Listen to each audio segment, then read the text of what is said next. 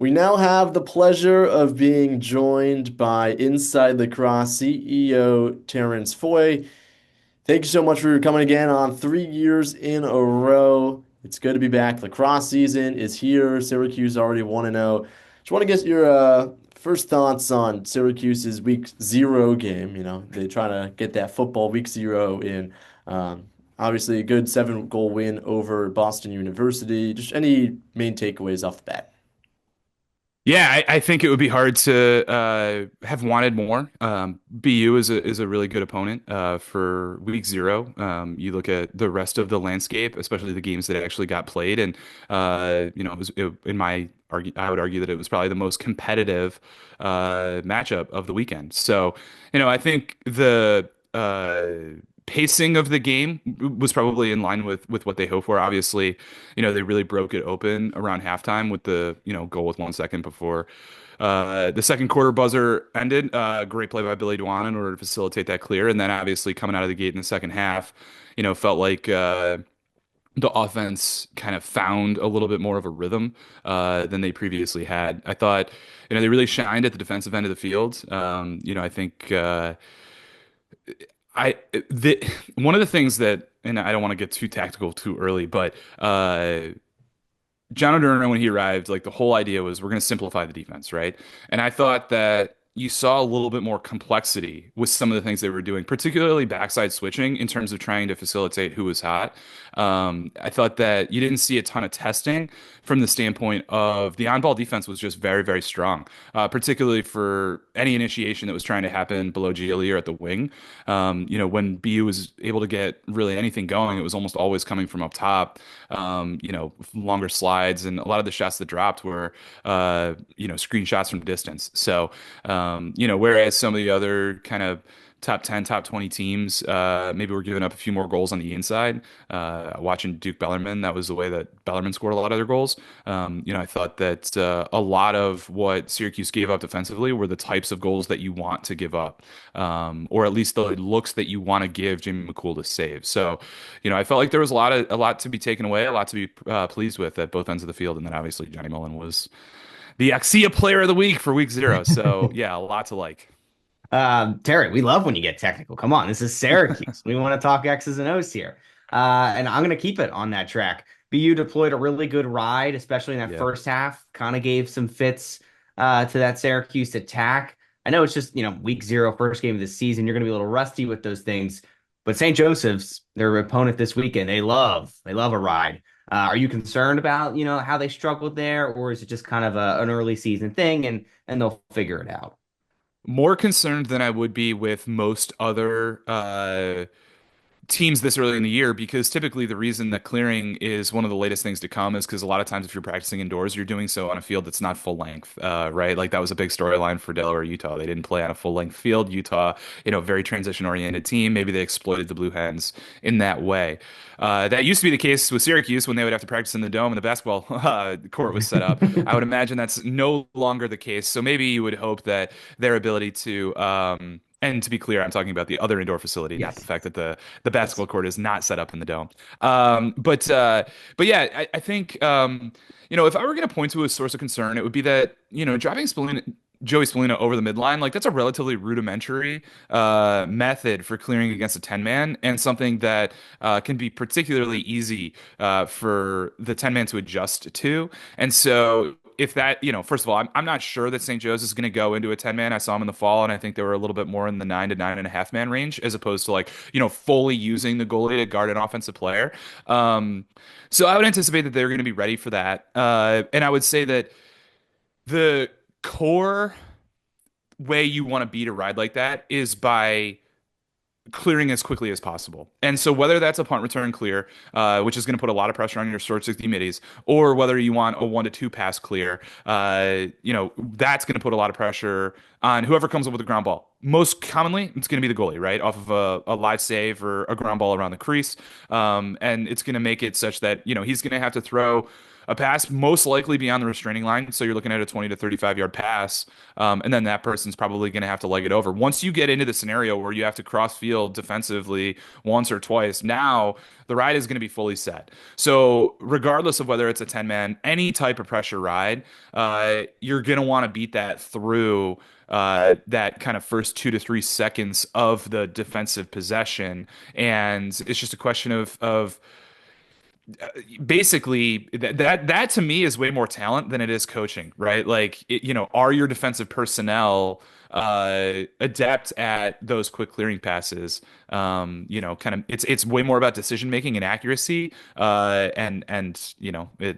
I guess my point is practice is only going to do so much. It's going to come back to the nature of how good these players are at those particular skills. Yeah, you mentioned the clear, obviously, and that was a position where Syracuse lost two of his biggest guys, Carter Rice, Sam English. No doubt.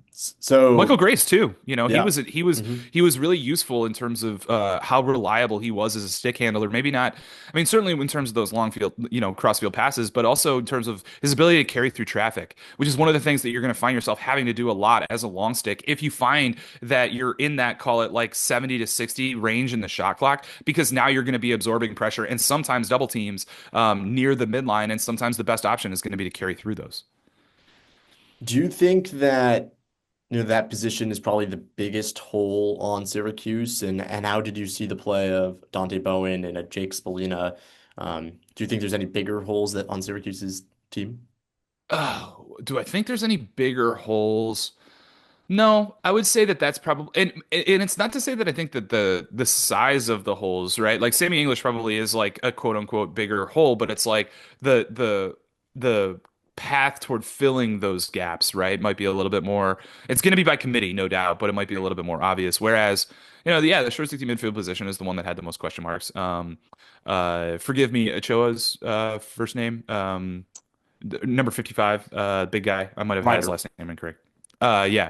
I thought that those that core. I thought Jay Splina honestly exceeded my expectations. I thought he had a really good game. I thought Dante was involved in a couple of the goals in ways that are hard to distinguish between rust versus bad matchups, right? I thought he overcommitted on a couple of either rollback or split dodges, right, when he was getting attacked from up top. And I think, especially the way in which he and Ryder kind of complement each other, physical skill set wise, because they both tend to play pretty tall, big, maybe like want to be more physical than they want to be really quick and reacting to shifty dodgers. You do want to have that type of variability in terms of your athletic profiles and among your top four short sticks. And it feels like, the thing that Syracuse might be looking for right now is somebody that's going to, match feet side to side and turn back those short, quick shifty dodgers, right? And I think that's one of the reasons I remember over the course of his career in Syracuse, Wyatt Hoddle playing a little bit of defense was one of the most surprising things that I saw. Is he too valuable at the offensive end in order to deploy him that way? Maybe not. If you find yourself in a couple of those matchups where it was like, all right, we're getting beat here, and we need somebody that's going to fit that skill set profile. So I'm rambling, but I think in general, yeah, it's the biggest source of concern. It's not. I mean, I don't know. Like, it's not a five-alarm fire. But ultimately, when you get to the end of the season and these things are decided by the finest margins, like, could it be the reason that they fall short? Maybe. Yeah. I mean, they have to get better, right? That's why it's a 17-week season. There's a lot of time to improve. Definitely. So we're about 10 minutes in. We haven't had a full-length conversation about Joey Spallina, so the alarm bells are ringing in that department. Everyone knows he's great. I'm more curious to see like who his running mate will be, because I thought the duo of him and Owen Hiltz was just spectacular last season, especially in late situations. Owen Hiltz could be such a reliable asset. Do you think there's somebody on the roster that can really be like right next to Spallina in terms of that finding goals? I particularly was really impressed with Peyton Anderson last Saturday. I think he had a really impressive game, and I think this could be the year he makes a leap. Is there anybody out there that you think could really make that step up? So, kind of like the way that Sammy English is going to be, his role is going to be filled by committee. I think the same is true for Owen Hiltz. For me, most The question to which I wanted the answer the most strongly was who was going to be the third starting attackman, assuming that Finn Thompson was going to start on the right side. And I would have argued that Michael Leo made more sense skill set wise than Peyton Anderson did before that game. But having watched it, I don't feel that way anymore. I came away very impressed by Anderson's feet set shooting. Not what I would have thought was going to be the thing that distinguished him most. The reason I thought he would make more sense as a midfielder is because of his dodging ability. And it's not to say that Michael Leo isn't one of the best midfield dodgers in college lacrosse. He is that. But I thought if you're going to look for that pinpoint accuracy from the lefty wing, that was one of the more significant things that you got from Owen Hiltz. You're more likely to get it from Michael Leo. I was so impressed by Peyton Anderson's shooting. But not only that, I was reminded of the combination of the value of continuity from the Leo Luke Roa connection, so to speak, but also Michael Leo's two goals, right? The right-handed one down the alley, and then the rocker step that he rolled back to. And it's just like that rocker step is unguardable, and it's so much more useful up top than it is from either the wing or below GLE. And so, for all those reasons, I do think that it makes sense to stick with this alignment. But to talk about Joey specifically, I didn't have a strong reaction to his goals. I thought more important than anything else was that they came in the flow of offense. I didn't think that he tried to force anything, but his two assist passes were, oh my God, just things of beauty. And the thing, not every assist pass is created equal. Those two plays created goals. Like it's not as if those goals would have happened if he didn't throw those crossfield skips. And obviously, the second one that was more underhanded was a more impressive highlight. It's one of my favorite plays that we've seen. The Granament Tom Schreiber inspired play, developer or popularized over the course of the last call it 5 to 8 years. And so for me, it was just chef's kiss, so choice. I do concede, right, that there's the offset there, right? There was the play, I believe it was 8-3, so call it like mid third quarter, where he forced it inside to Leo, and commentator was right to say, like, I don't really know what the reward was on that. It's not going to show up in Joey's stat line as a turnover because Leo caught it and then got stripped, so it's going to be a Michael Leo turnover, but it belongs to Joey. And so with these. I don't think Joey is somebody who hunts assists. That's definitely a criticism you've heard of offensive players who uh, basically won't throw a pass unless it's going to lead to a shooting opportunity, and that can disrupt the flow of offense. I wouldn't accuse Joey of that, but at the same time, I do think that players like him will find themselves in situations where their risk tolerance proves to be a little bit too high. That's fine, especially in a first game of the season when you're up 8-3 in the middle of the third quarter and you're just trying to figure out who you are and what looks are going to work and all that sort of stuff. So yeah, I thought 5 points against a quality opponent. It was a very Joey Spallina game and certainly not going to get criticized for 1 for 15 shooting or whatever it was. That was a Keeping on reference to Joe. 3 years ago. Not something we just Yes. talked about. Well, you silence those doubters against Princeton, and then I guess the whole team kind of crumbled against Maryland. But it's in the past. Yep.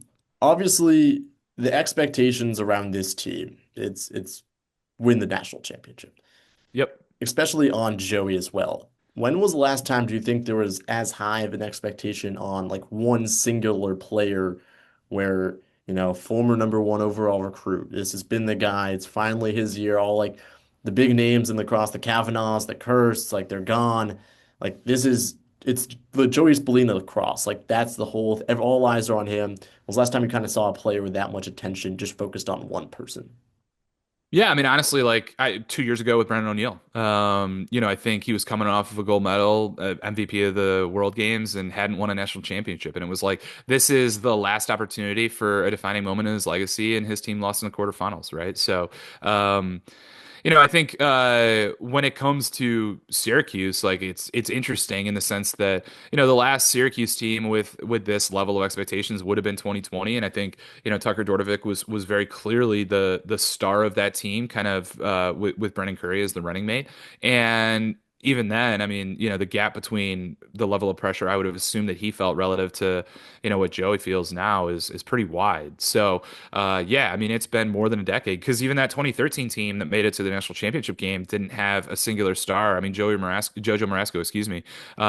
He didn't rise to the level of profile that Joey has now. So, yeah, I mean, you go all the way back to 2011, and even then, like, that team that they were.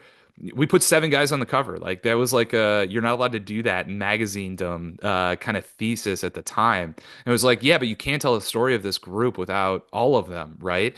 And before that, it was Cody Jamieson, and he was only at Syracuse for 1 year and like 4 games. So I mean, I really do think at Syracuse it has been since 2004 that an individual has shouldered as heavy of a burden as Joey is this season. That was ironically 22 years ago, and that will be the storyline until what is the number 379 that he's got to cross in terms of becoming the program all-time leading scorer. Like it's just gonna be the nature of the conversation until he does it. Just as an aside, I hope Mike's in the building when that happens. Yeah, that'd be something special. I think it definitely it will be interesting to see how this season plays out. And Gary Gate made sure it would be no easy season with the schedule that he drew up. I think this is one of the hard. I mean, in my 4 years that I've been at Syracuse, this is the hardest schedule the team has had, especially with a 6 game road trip. Were you surprised by that? And is that a smart move on Gary Gates' part? Um, Well, the six. Okay, so let's like kind of parse those out individually. Mhm. So the 6 game road trip is both very funny and ironic given all the weather problems, right? And the Yes. advantage and asset that is for Syracuse. It's also there are some folks in the sport who look at how many home games Syracuse plays relative to their opponents and says. That's a significant built-in advantage when it comes to everything about your crowd, the officials, not having to travel, all that sort of stuff. So, right, like, should we be considering, their end of the season record in the same vein or in the same light as we are others when it comes to at-large tournament selection? So, I guess on that basis, right, like, kudos to Gary for not taking advantage of that advantage. In terms of the strength of the schedule, I mean. I so what I have seen is this, tenure has been a progression toward trying to reestablish the aura of Syracuse, meaning that like under John Desko, I felt like that staff did a really nice job of evolving with the trends, right? So like recruiting nationally, utilizing red shirts in a big roster, stuff like that. But in so doing, right, like maybe there was an element of star making that, kind of diminished or went a little bit by the wayside. Obviously the way in which they handled the 22 jersey was a reflection of that. And I think Gary has made a very concerted effort to say, we are the premium brand in this sport. We are the evil empire. And part of what that means is that when you come here, you are going to play a big game every week. And we are going to get guys who want to come here because they want to be a part of a team and a culture like that. But you can't just say it, right? Like you have to actually back it up. And I think he understood that like this team wasn't ready, probably not so much on the talent basis, but on a experience basis the last several years, and it needed to be incremental in order to get to this point. And they needed to have games that disrupted the burden of having to play a really tough schedule, right? Because it's like we just need to be able to catch our breath, lick our wounds, restore a little bit of confidence, add a win to the column, and then refocus on whomever in the top 5 or top 10 of the RPI. So, yeah, I mean, with one very notable exception in terms of the historic upstate rivalry and 2025 national champion. Yeah, it is one of the hardest schedules that they could have put together, and they deserve a lot of credit for it. So obviously, no Cornell this year. I was at that game, a really fun game to watch. I mean, him battling that injury while just absolutely performing the lights out was quite the sight.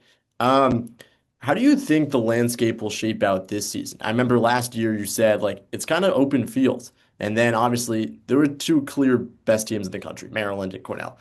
Would you think it's the same case this season? Is the field open? Who do you think the front runner is, and how do you think it's all going to play out? So, okay, number one, cover of Face Off Your Week of Inside Lacrosse says wide open on it. And my thesis for that issue of the magazine and this season in general is my first season covering lacrosse for Inside Lacrosse was 2008. And so, 19 seasons, this is the most wide open of any year that I have covered. You're right that at this time last year, there were some obvious questions. And the reason was because the 2024 class was so star-studded and a double graduation group that it was very easy to kind of explain that, right? And especially when you consider UVA looked like they were going to struggle by virtue of their graduations, and they had come off of, winning the 2019 and 21 national championships and had made it to the final 24, right? Like there were plausible explanations that for why it was a little bit wide open. But I don't know that we looked ahead to 26 at this time last year and realized like, oh my God, it's going to be even more substantial, right? And when you look in retrospect at why Cornell and Maryland ultimately ended up emerging as or separating themselves, I think the answers are kind of, I don't want to call them obvious, because they're definitely arguable, but like I think there's strong consensus, right? Cornell was the national champion because they had a talismanic leader who was an incredible athlete and an incredible player. And, who knows what their season looks like or the last several years look like without CJ Kurz. And then equivalently, Maryland is John Tillman, right? And it's not to discredit any of the players that led them to a national championship game appearance once again, but it is to say maybe the reason that they didn't raise the trophy on Monday is because they didn't have a CJ Kurz, right? For everything that Eric Stanos and Braden Erickson and the grad transfers and everybody else brought to the table. Ultimately, what we have seen is that national championships are won by quantifiable, experienced offensive talent. And that is why this year is so wide open, because with the exception of Syracuse, which brings back, with the exception of obviously Hills and English and Grace, like most of their talent, and Princeton, who has to replace Coulter McAsee and two defensive starters, and then Maryland, who bring back Spanos and Ursa and add Leo Johnson, Chris Lyons, and then obviously have some younger guys that are going to take on bigger roles and add to the experience that they gained over the course of the last couple seasons. There's just a lot of question marks beyond that, right? Like Carolina, for me, is a pretty clear number four, but this group hasn't won an NCAA tournament game. That's a big question, right? Even Princeton, right? Like, they've won a tournament game, but they haven't been to the Final Four. That's a big question. So, as you move on from there, right? Like Cornell, to me, the question is, who are they without not just CJ Kurz, but also Michael Long and Jordan Stevens and a lot of the other important contributors that they graduated. It's not to say that there aren't graduation losses every year. There are. It's to say that there are more commonly more known commodities, known quantities at the offensive end of the field for the top 10, 15, 20 national title contenders, to the extent that in some seasons there can be that many. More often it's like 8. And yeah, that's why the data that we're going to glean over the course of this season is going to be it's going to be weighted so much more heavily than, prior year evidence that usually informs not just our preseason expectations, but that you actually do carry into the season, right? Like, you think about last year's NCAA tournament performance when forecast what you might see this spring, right? That was certainly the case when it came to thinking about Syracuse in 2025 relative to the way that their season ended in 24. So, yeah, I mean, at the risk of repeating myself, it's even more wide open than it was at this time last year. Certainly will be. It'll be a fun season, and that's why I'm glad we have the likes of Inside Lacrosse to keep me updated on everything and to keep everybody updated on everything happening across the country in lacrosse. Last one, Syracuse focused. Haven't talked about him too much, but John Mullen, is probably arguably the most important player on this team because of what he can do face-off wise. Is he your top Fogo in the country? And even if he's not, just how important is he to the success of Gary Gates' group? Yeah, we were talking about this yesterday, and to me, I had him as my second team Yeah. preseason All-American behind Wambach at Carolina, and I don't think there's a huge gap between those two guys. I think their matchups are going to be incredibly compelling, and I'm not dialed in enough to the mechanics of face-off matchups to be able to say I would favor one versus the other. But watching Johnny a little bit more closely against Boston U, what I took away was there are no holes in his game, right? I think, he won a handful of very quick clamps. He won a handful of counters. He won a handful of faceoffs where he lost the clamp, but beat the terrier to the ground ball, and then obviously he's a threat in transition. So, you know, I guess we didn't get, or at least I didn't see an opportunity to analyze his transition defense. Maybe that's a hole in his game. I don't know. He's a good athlete, so I'm sure that he can muscle up if he needs to. You know, and he did a little bit in the sub game as well. So, yeah, I mean, he's exceptional. When he was coming in as a freshman, that was one of the biggest questions for this team, and he answered it kind of immediately, and you know, to a degree that was not only exceeded. I mean, I don't want to pat myself on the back when it comes to forecasting Syracuse. But I will say I feel incredibly confident in, or incredibly like pleased with the accuracy of how I felt about them each of the last 4 years. And I thought Johnny Mullen was he was just going to completely and comfortably answer their questions at the Face-Off X, and he has done exactly that. And not only is there no reason to suspect that that won't be the case, as long as he stays healthy for the remainder of his career and tenure, but also, yeah, I mean, you know, it is a security blanket, right? It is just something you can kind of wrap yourself in, and it's warm, and you know, it covers a lot of ills offensively and defensively. And so you can't say enough about the role that he has filled and what he's contributed to this group. And before we let you go, just want to get your quick thoughts. We started talking about it. It's kind of been sprinkled in the whole interview. The whole inside, outside, lacrosse world's going crazy, games getting canceled, postponed. I just want to get your quick thoughts on how it's if games not being rescheduled impacts the whole lacrosse season. Like Paul Carcaterra had this long-winded monologue of his ideas. Just want to get your overall thoughts on what's going on. Yeah, I mean, if you thought that was long, you should read the article I wrote in 2016 on this topic. For me, it's really interconnected with the timing of championship weekend and the preponderance or diminishing number of midweek games relative to, you know, what we saw in the 90s and 2000s, and how you know, a lot of the things that have happened from a scheduling standpoint are bad for the sport at large, right? Fewer games played in better weather, you know, fewer games played after basketball season ends when there's more attention on the sport. And it's not just bad for fan development, it's bad for the students' experience, right? Like, you know, one of the catalysts for this article was in the 2015 season. I believe Canisius's last game was April 23rd because of the way that the conference tournaments have moved the last regular season game, and they didn't qualify for their conference tournament that last year. And I think they played 13 or 14 games. And if memory serves, I think they played two games where the temperature in the box score was over 40 degrees. Right. I mean, it's just, you know, it doesn't have to be that way. And so the starting point for sure is the end point. I am in favor of not effectively, what I am in favor of is starting the NCAA tournament. Basically, the first round games would be the Friday of Memorial Day weekend, meaning that Selection Sunday would be what is currently quarterfinal Sunday, and then basically potting the first and second rounds such that you go from 16 teams. Obviously, we have the playing games that would be played midweek, but you go from 16 teams to 4 teams in one weekend, right? So basically, you play what are currently the round of 16 games on Friday and Saturday, and then because these games are potted with 2 games in each location, then the winners of those games turn around and play their quarterfinal matchups on Sunday and Monday. This is what happens in Division Three. It's basically what happens on Memorial Day weekend now, where you go from your semifinals on Saturday, your championship on Monday. And really what it does is it takes advantage of the holiday weekend, not to end the sport or the sports season, but to basically use the extra day for volume. And I think it would be a fantastic spectacle. And then I'm in favor of the semifinals being played the following Saturday, right? So you get a full week to promote those matchups.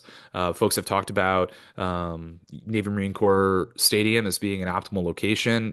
Right now, it's not available because Navy graduation and Army graduation. Army, you know, Mikey Stadium would be just as optimal of a location, arguably more so given its proximity to some of the largest pockets of lacrosse fans in the country. And it would be a great way to have a semifinal double header on the following Saturday or Sunday.